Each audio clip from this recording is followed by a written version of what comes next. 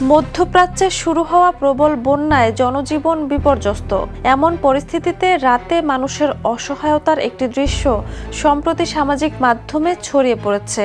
29 সেকেন্ডের ওই ভিডিওতে দেখা যায় কমলা পোশাক পরা কয়েকজন কর্মী হাত ধরে হাঁটু সমান পানির মধ্য দিয়ে এগোচ্ছেন। চারপাশে পানি আর আতঙ্কের চিত্র।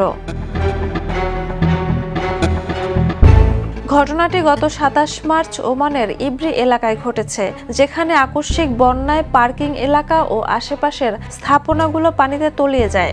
গত 20 মার্চ থেকে শুরু হওয়া এই তীব্র আবহাওয়ার কারণে ইব্রিতে সর্বোচ্চ 292 মিলিমিটার বৃষ্টিপাত রেকর্ড হয়, যা দেশটির মধ্যে সর্বোচ্চ। এতে বাঁধ উপচে পড়ে, বাজার ডুবে যায় এবং কাছাকাছি ওয়াদিতে ডুবে অন্তত 2 জনের মৃত্যু হয়। ভিডিওটি ভাইরাল হয়ে মানুষের সহমর্মিতা যেমন কুড়িয়েছে, তেমনি এমন দুর্যোগ মোকাবিলার প্রস্তুতি নিয়েও প্রশ্ন তুলেছে।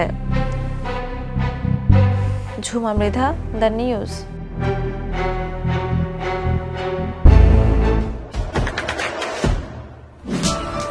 দেশে দেশে সবার সাথে, দ্য নিউজ।